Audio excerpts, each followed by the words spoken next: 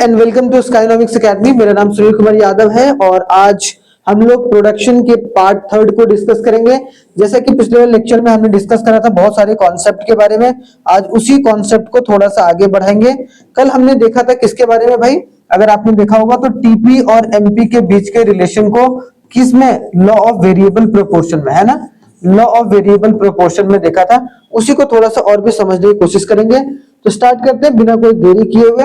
देखिए कल ये डायग्राम मैंने बताया था आप लोगों को, यहाँ पर तीन बेसिक चीजें बताई थी कि भाई तीन स्टेज में लॉ ऑफ वेरिएबल प्रोपोर्शन काम करता है। एक स्टेज 1 में, एक स्टेज 2 में, एक स्टेज 3 में। स्टेज 1 में क्या हो रहा है भाई, एमपी जो होता है शुरुआत में इंक्रीज करता है, ठीक है, और जो टीपी है वो इंक्रीज करता है लेकिन इंक्रीजिंग रेट पर, ठीक है, ठीक है, इंक्रीज करता है बट इंक्रीजिंग रेट पर। लेकिन स्टेज 2 में क्या हो गया, in this zone MP is decreasing, यहां से एमपी क्या होता है, मैक्सिमम होके डिक्रीज होना शुरू होता है। और यहां पर अगर देखने को मिलेगा टीपी जो होता है वो इंक्रीजिंग, डिक्रीजिंग रेट पर, मतलब पहले जैसा अगर करता पहले जैसा तो ये ऐसे जाता, लेकिन ये कहां जा रहा है, ऐसे जा रहा है, ठीक है। फिर एक पॉइंट आएगा, जो पॉइंट पर, जिस पॉइंट पर जो एमपी होगा वो हमारा क्या हो जाएगा, 0 हो जाता है, और जो टीपी मैक्सिमम हो जाता है। टीपी क्या है, मैक्सिमम। तो उसके बाद हमारा क्या होगा, टीपी जब डिक्रीज करेगा तो एमपी हमारा क्या होगा, नेगेटिव हो जाएगा। ये तीन स्टेज है। पहले स्टेज को हम लोग क्या बोलते थे भाई, increasing return to a factor. अब क्यों बोलते हैं वो हम लोग समझेंगे अभी। Decreasing return to a factor, क्योंकि यहां पर देखो दोनों डिक्रीज कर रहा है। ये तो भाई इंक्रीज कर रहा है लेकिन डिक्रीजिंग रेट पर, देख रहे हो, और यहाँ दोनों इंक्रीज कर रहा है, ये भी इंक्रीज कर रहा है, कौन, एमपी भी इंक्रीज कर रहा है, और यहाँ पर आपको टीपी भी इंक्रीज करता हुआ देखने को मिलेगा। यहाँ ये इंक्रीज तो कर रहा है लेकिन डिक्रीजिंग रेट पर, है ना, यहाँ डिक्रीजिंग मतलब डिक्रीज का यहाँ नाम आ गया भाई। और यहाँ पर भी आपको देखने को मिलेगा एमपी जो है डिक्रीज कर रहा है, इसीलिए इसका नाम क्या पड़ा, decreasing return to a factor. और तीसरा में negative return to a factor MP के मामले में देखने को मिलेगा। तो अगर पूरा ये एंगल देखो तो इसमें एमपी का रोल बहुत ज्यादा है। एमपी के हिसाब से ही हम लोग increasing return to a factor, decreasing return to a factor और negative return to a factor establish करते हैं, ठीक है। क्यों, क्योंकि टीपी हमारा कभी भी क्या होता है, नेगेटिव नहीं होता है, ठीक है। ये चीजें हमने देखा था। अब एक एक करके देखते हैं सारा रिटर्न क्या होता है। सबसे पहला है कि कौन सा कारण है भाई जिसके वजह से increasing return to a factor हो रहा है। कारण कभी कभी पूछ लिया जाता है आपके एग्जाम में, तीन तीन पॉइंट सब में है। पहले स्टेज का 3 पॉइंट कि क्या कारण है कि increasing return to a factor है, क्या कारण है कि decreasing return to a factor है, क्या कारण है कि negative return to a factor है। तो पहला जो है वो increasing return to a factor. यहां पर हमने देखा भाई कि यहां पर एमपी भी एक तरीके से क्या करता है, एमपी भी एक तरीके से क्या करता है, क्या इंक्रीज करता है, और आपको टीपी भी इंक्रीज करता हुआ देखने को मिलेगा। मतलब in initial stage fix factor remains under utilise. अगर देखा जाए शुरुआती स्थिति में जो फिक्स फैक्टर है, फिक्स फैक्टर मतलब जो कैपिटल है, कैपिटल कांस्टेंट रहता है। कैपिटल ऐसा नहीं कि हम अचानक से कैपिटल ही बढ़ा देंगे, पहले हम आउटपुट बढ़ाने के बारे में सोचते हैं, उसके बाद जैसे जैसे धीरे धीरे बढ़ता जाता है वैसे वैसे हम अपने कैपिटल को भी बढ़ाते हैं, ठीक है। It's fuller utilisation is possible by adding the additional unit of the variable factor. ये इसका फुलर यूटिलाइजेशन कब करते हैं, किसका फुलर यूटिलाइजेशन, फिक्स्ड फैक्टर का। फिक्स फैक्टर का फुलर यूटिलाइजेशन हम तब करेंगे जब वहां पर वेरिएबल फैक्टर को बढ़ाते जाएंगे। मतलब मशीन हमने खरीद लिया, अब हम लेबर बढ़ाते जा रहे हैं, जिससे जो फिक्स फैक्टर है, जो कैपिटल है, जो मशीन है, उसका आउटपुट को बढ़ा रहे हैं। और आउटपुट बढ़ा रहे हैं वहां पर हम फिक्स फैक्टर को चेंज करके नहीं, हम वेरिएबल फैक्टर को चेंज करके। इसी वजह से क्या होता है कि जो टोटल आउटपुट होता है and marginal product of the variable factor tends to increase, जिसके वजह से वहां एमपी भी और टीपी भी दोनों इंक्रीज करते हुए देखने को मिलता है। तो सबसे पहले हमें समझ में आया कि fuller utilisation of fix factor, कि हम फिक्स फैक्टर का मतलब मशीन, ठीक है, मतलब कैपिटल मतलब मशीन, कि उसका इस्तेमाल सही तरीके से करते हैं, और बस हम वेरिएबल फैक्टर को क्या करते हैं, बढ़ाते रहते हैं। सिंपल सी बात है। मतलब इसकी वजह से क्या होता है, increasing return to a factor. दूसरा देखो, increased efficiency of the variable factor. दूसरा काम ये कर सकते हो कि आपने क्या बोला, लेबर को बोलो क्षमता बढ़ाए। लेबर पहले 1 घंटे में उस मशीन का इस्तेमाल करके 50 प्रोडक्ट बना रहा था, अब हम बोल रहे हैं कि तुम 70 प्रोडक्ट बनाओ, ठीक है। तो अगर हम वेरिएबल फैक्टर के एफिशिएंसी को बढ़ाएंगे, क्षमता को बढ़ा देंगे, तो भी एक तरीके से आपको टीपी और एमपी बढ़ते हुए नजर आएगा। इसी वजह से हम लोग क्या बोलेंगे उसको, increasing return to a factor. बस यही बात इसमें भी लिखा गया है, ठीक है। आगे अगर देखा जाए तीसरा, बेटर कोऑर्डिनेशन दोनों में। अगर मान लो कि लेबर बहुत बढ़िया काम कर रहा है, चलो ठीक है, लेकिन अगर कैपिटल सही तरीके से काम नहीं करेगा, कैपिटल का मतलब क्या होता है भाई, और लेबर का मतलब एल, कैपिटल का मतलब मशीन, ठीक है। तो कैपिटल यहाँ पर मशीन के रूप में, अगर मशीन सही से काम नहीं करेगा तो क्या हम अपनी टोटल प्रोडक्ट को बढ़ा सकते हैं?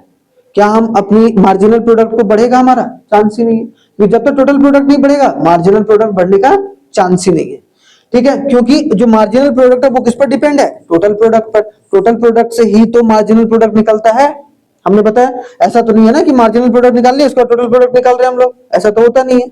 इसीलिए दोनों के बीच में कोऑर्डिनेशन होना जरूरी है।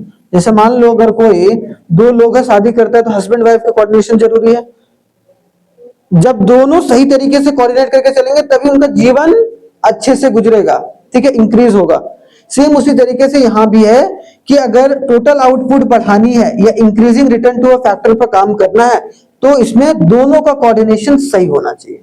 तो तीन कारण, हमें तीन चीजें मिल गई। एक तो भाई हाँ कोऑर्डिनेशन करके चलो, फिक्स फैक्टर वेरिएबल फैक्टर। पहला क्या था? Full utilisation of fix factor. और दूसरा था कि आप एफिशिएंसी, क्षमता को बढ़ा दो, किसका? Variable factor. बस, तो इसमें एक बार पहले बात हुआ फिक्स फैक्टर का, फिर दूसरा वेरिएबल, फिर दोनों का, हो गया तीनों, समझ में आ गया, increasing return to a factor. अब आगे देखो कॉजेज ऑफ डिमिनिशिंग। डिमिनिशिंग में हमने देखा कि भाई जो मार्जिनल प्रोडक्ट है वो डिक्रीज करता है, लेकिन टोटल प्रोडक्ट इंक्रीज तो करता है बट डिक्रीजिंग रेट पर करता है। मतलब यहां पर भी डिक्रीमेंट हो रहा है, पहले से ज्यादा एक तरीके से नहीं बढ़ रहा है, ठीक है। तो यहां पर बोला फिक्सिटी ऑफ द फैक्टर, हमने फिक्स कर दिया। अगर मान लो एक समय आता है ना, मशीन का भी लिमिट होता है ना भाई।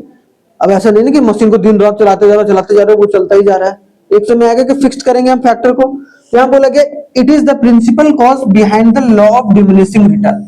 आगे हमने पढ़ा है डिमिनिशिंग रिटर्न या फिर law of diminishing marginal utility, आपने थोड़ा बहुत पढ़ा है कि डिमिनिश करते जाता है हमारा मार्जिनल यूटिलिटी, ठीक है। जैसे जैसे मान लो कि एक पर्टिकुलर हम एक कोई प्रोडक्ट खा रहे हैं, तो प्रोडक्ट खाने के बाद जो सेटिस्फैक्शन लेवल है वो कम होता चला जाता है, मतलब मार्जिनल सेटिस्फैक्शन। तो सेम उसी तरीके से यहाँ पर देखने को मिलेगा कि मार्जिनल जो प्रोडक्ट है वो भी क्या होगा? कम होता चला जाएगा जैसे जैसे हम लोग यूज करते जाएंगे। वही बोला गया as more and more units of variable factor are combined with a fixed factor the latter gets excessively utilized। कि जो latter का मतलब जो फिक्स फैक्टर है वो बहुत ज्यादा इस्तेमाल हो जाएगा, तो भाई उसके बाद उसको थोड़ा बहुत तो आराम देने की बात है। ऐसा थोड़ा ना कि अगर करते जाओगे यूज तो मशीन फूक गई, गड़बड़ हो गई, फिर जो भी प्रोडक्शन हुआ तो वो भी नहीं होगा। एक समय आएगा जब आपको फिक्स फैक्टर को आराम देना होगा, उस वक्त जो होगा टोटल प्रोडक्ट डिक्रीजिंग रेट पर बढ़ेगा और मार्जिनल प्रोडक्ट डिक्रीज करना शुरू करेगा। दूसरा है इनपरफेक्ट फैक्टर सब्स्टिट्यूबिलिटी। मतलब क्या? सब्स्टिट्यूट का मतलब एक के बदले दूसरा। जैसे यहां पर एग्जांपल के तौर पर मैंने दिया है मोर and more labours can not be continuously used in the place of additional capital. हम ये नहीं बोल सकते कि ज्यादा से ज्यादा लेबर ही इस्तेमाल करते चले जा रहे हैं जैसे तैसे करके, नहीं। Accordingly the diminishing return to a variable factor becomes inevitable. तो भाई एक समय आएगा जब लेबर भी बोलेगा भाई कि मैं इतना ही प्रोडक्ट कर सकता हूं, इससे ज्यादा प्रोडक्ट बना नहीं सकता हूं। ऐसा नहीं होगा कि एक लेबर, मान लो कि एक लेबर है जो एक साल पहले काम करता था या फिर अब वो बूढ़ा हो गया, तो एक तरीके से अब क्या वही आउटपुट दे पाएगा? नहीं दे पाएगा, ठीक है। फिर तीसरा क्या हो गया? जस्ट उसका उल्टा, पुअर कोऑर्डिनेशन, कि दोनों के बीच में मतलब जो वेरिएबल फैक्टर है और जो फिक्स फैक्टर है, मतलब मशीन और लेबर के बीच में कोऑर्डिनेशन बढ़िया नहीं है।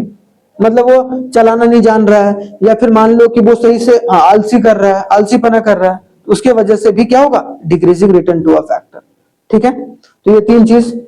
आगे आते हैं भाई causes of negative return to a factor. Negative return to a factor क्या होता है? इन तीनों में से एक जरूर पूछता है एग्जाम में, याद रखना। और तुम्हारे एग्जाम में भी आता होगा, तुमने देखा होगा पेपर में। पेपर में नहीं देखे होगा? पेपर पढ़ते कहाँ हो? पूरा 2 घंटे में पेपर कंप्लीट हो जाते हैं आप लोग। पेपर पूरा पढ़ा करो, इसलिए नहीं आए चलेगा, लेकिन अब जब सॉल्व कर रहे हो फुल लेंथ पेपर तो आपको एक तरीके से पूरा क्वेश्चन रीड आउट जरूर करना है।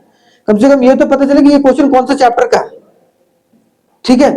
देखो अब causes of negative return. Negative return में क्या होता है भाई? टीपी जो होता है वो डिक्रीज करने लगता है एक्चुअली में, और जो एमपी होता है वो कहां चला जाता है? नेगेटिव में चला जाता है। तो लिमिटेशन ऑफ फिक्स फैक्टर, हमने क्या कर दिया? लिमिट कर दिया कि भाई फिक्स फैक्टर को इतना ही इस्तेमाल करना है, इससे ज्यादा नहीं करना है, ठीक है। तो जिसकी वजह से वो अपने आप ही एक लेवल कम करता चला जाएगा, ठीक है। दूसरा है डिक्रीज द एफिशिएंसी, हमने वहां इंक्रीज करा था इंक्रीजिंग रिटर्न में, या डिक्रीज ही कर दिया कि भाई डिक्रीज कर दो एफिशिएंसी, क्षमता को डिक्रीज कर दो। As a variable factor is increase the efficiency of its tends to fall, simple सी बात है। फिर आगे तीसरा, poor coordination between the fix factor and variable factor, यही जो पहले शुरू हुआ था इसके पहले वाले में, वही चीज आगे भी लागू हो जाएगा। ये धीरे धीरे कर कर वो कोऑर्डिनेशन गड़बड़ाता ही गड़बड़ाता है, उसके बाद एक समय ऐसा आएगा कि वो फिक्स फैक्टर को बदलना पड़ेगा, नए टाइप के लेबल लाने पड़ेंगे ताकि हमारा प्रोडक्शन उस लेवल का फिर से आ पाए, ठीक है। तो ये तीनों चीज था, ज्यादातर इसमें increasing return to a factor पूछता है, तो वो जरूर आप लोग याद रखिएगा, इंपॉर्टेंट है, ठीक है। अब आते हैं पोस्टपोनमेंट। अगर कोई लॉ ऑफ वेरिएबल प्रोपोर्शन को पोस्टपोन करना चाहता है, इसको अपने बिजनेस से दूर भगाना चाहता है, तो वो क्या कर सकता है, कोई बिजनेसमैन क्या कर सकता है। तो यहां बोला गया दो तरीका है। Postponement of a law of variable proportion is possible under two condition, दो ही कंडीशन है। पहला, when there is a improvement, हमने क्या किया, पुराना टेक्नोलॉजी को हटाकर नया टेक्नोलॉजी ले आए, तो वहां पर क्या लॉ ऑफ वेरिएबल प्रोपोर्शन काम करेगा, नहीं करेगा। मान लो कि पहले एक बूढ़ा आदमी है, बूढ़ा आदमी को हमने लेके आ गए, ठीक है, और वो बूढ़ा आदमी काम कर रहा है जिसे कंप्यूटर के बारे में ज्ञान नहीं है। मैं ये नहीं बोल रहा कि बूढ़ा आदमी काम नहीं कर सकता है, मैंने बोला वो जो बुजुर्ग आदमी है वो सही तरीके से टेक्नोलॉजी को नहीं समझ पा रहा है, तो क्या वहां पर लॉ ऑफ वेरिएबल प्रोपोर्शन काम करेगा, वहां उस समय तो काम कर रहा है, लेकिन जैसे उसको हटाएंगे तो फिर काम करना बंद कर देगा, फिर वो अपने हिसाब से चलने लगेगा। तो जब इंप्रूवमेंट होता है टेक्नोलॉजी का, use in the process of production so that greater output is achieved with the same input, कि हम इनपुट सेम दे रहे हैं लेकिन हमने टेक्नोलॉजी, क्योंकि भाई पहले ऐसा टेक्नोलॉजी का इस्तेमाल कर रहे थे जिससे हमें 50 प्रोडक्ट का मैन्युफैक्चरिंग हो रहा था, अब हमने वो टेक्नोलॉजी में ही चेंज कर दिया, नया टेक्नोलॉजी ले आए जिसकी वजह से उसका आउटपुट अब 100 यूनिट का हो गया, तो बस तब हम लॉ वेरिएबल प्रोपोर्शन वहां पर पोस्टपोन कर सकते हैं। वो नहीं हो पाएगा, वो तभी होता है जब एक ही मशीन और एक ही टाइप के लेबर बहुत लंबे समय तक काम करते हैं किसी भी बिजनेस में, इसीलिए बिजनेस में हमेशा चेंज आते रहता है, देख रहे हो, ये इंपॉर्टेंट होता है।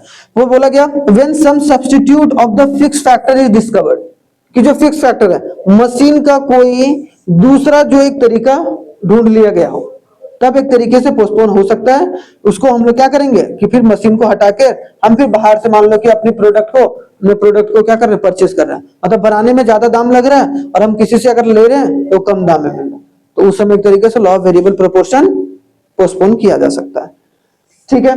अब आगे आते हैं भाई, जो रिलेशनशिप बिटवीन, हमने अब देखना है दोनों के बारे में, कौन कौन सा, एक तो रिलेशनशिप बिटवीन टीपी और एमपी देखेंगे, एक रिलेशनशिप बिटवीन देखेंगे एमपी और एपी, और तीसरा देखेंगे एमपी, टीपी और एपी, तीनों का बहुत इंपॉर्टेंट है। तो सबसे पहले क्या क्या मैंने बोला, वे तीनों के रिलेशन किसी इसके बीच में, एक तो हम लोग देखेंगे एपी एंड एमपी का जो अभी देखेंगे, दूसरा हम लोग देखेंगे टीपी का एंड एमपी का, फिर तीसरा हम लोग देखेंगे टीपी, एमपी एंड एपी, ठीक है। ये तीनों रिलेशन को आपको समझ के चलना है डायग्राम के थ्रू, ठीक है। तो सबसे पहले देखो जो relationship between average product and marginal product, पहला केस देखो, पहला अगर ये लाइन देखो तो ये वाला हमारा कौन सा लाइन है, ये वाला ऊपर वाला जो ऊपर से नीचे गया वो कौन, नेगेटिव में कौन जाता है, एमपी जाता है, देख रहे हो, तो नेगेटिव से याद रखना कि एमपी तक पहुंचाना है। अब यहां पर देखो सबसे पहला क्या, when average product is rising, जब एवरेज प्रोडक्ट ये है ना, एवरेज प्रोडक्ट जब बढ़ रहा हो, राइज कर रहा हो, ठीक है, then marginal product is above the average product, याद रखना है, बहुत इंपॉर्टेंट है कि जब एपी जो होगा वो बढ़ेगा, ठीक है, तो जो हमारा एमपी होगा वो क्या होगा, ग्रेटर होगा एपी से। सबसे पहला रिलेशन एस्टैब्लिश, मैंने क्या बोला कि जब एपी हम लोग बढ़ा रहे हैं, एवरेज प्रोडक्ट बढ़ा रहे हैं, तो उस वक्त जो एमपी होगा वो ग्रेटर होगा किससे, एपी से। यहां देखो, देख रहे हो कि नहीं, ये हमारा एपी नीचे आ गया और ये हमारा एमपी जो है ऊपर है, समझ में आ गया पहला। दूसरा जो है when average product is falling, जब एवरेज प्रोडक्ट गिरना शुरू होगा तो marginal product is below the average product. जब देखो यहां से यहां तक तो बढ़ ही रहा था भाई, जैसे ये गिरना शुरू हुआ, ये गिरना शुरू हुआ, कौन, एपी गिरना शुरू हुआ, तो मार्जिनल प्रोडक्ट क्या हो गया, कम हो गया, नेगेटिव जा रहा है लेकिन उसको कम हो रहा है, देखो ना यहाँ पर, ये ज्यादा हो रहा है, ये कम हो रहा है, ये तो कम हो रहा है ना, मतलब जब एमपी और एपी बराबर हो जाएगा उसके बाद जो एपी होगा वो ग्रेटर होगा किससे, एमपी से। बस ये 3 case, MP is greater than AP. जब बराबर हो गया एपी के बाद क्या, जब बराबर हो गया एमपी और एपी, तब जो एपी ज्यादा बड़ा हो जाएगा एमपी से। बस ये 3 चीज याद रखना है, ठीक है, याद रखना है यहाँ पर। So when average product reaches the maximum point, the marginal product equals to the कौन, जब एवरेज प्रोडक्ट जो है एपी जो है वो मैक्सिमम पर पहुंचा। तो 3 केस याद रखना है, जब एपी फॉल करेगा तब क्या होगा, एपी मैक्सिमम पर पहुंचेगा तब क्या होगा, जब एपी मैक्सिमम पर पहुंचता है then AP is equal to MP.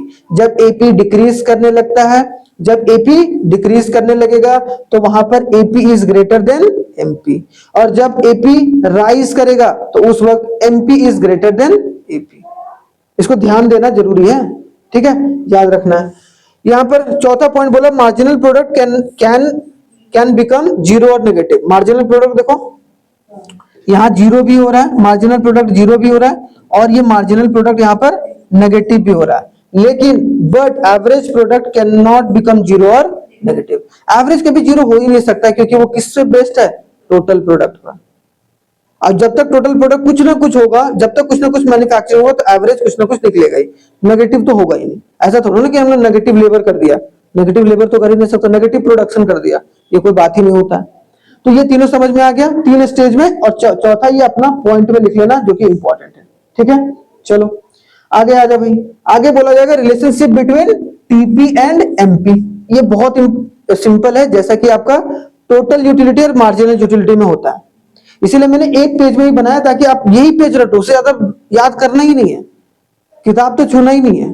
जो किताब में फंसा वो फिर जैसे अभिमन्यु चक्र में फंस गया था ना, वही फंस जाओगे, तो ये काम नहीं करना। टीपी और एमपी में सिंपल सा देखना, टीपी में और एमपी में क्या रिलेशन है। देखो यहाँ पे 4 पॉइंट है। व्हेन मार्जिनल प्रोडक्ट इंक्रीजेस, जब मार्जिनल प्रोडक्ट इंक्रीज कर रहा है, ठीक है, total product increases eight increasing rate.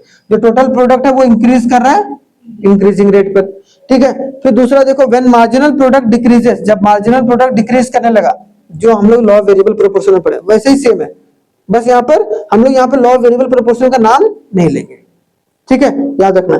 तो यहाँ marginal product decreases but positive, क्या ये डिक्रीज कर रहा है मार्जिनल प्रोडक्ट, लेकिन अभी भी क्या है, पॉजिटिव है।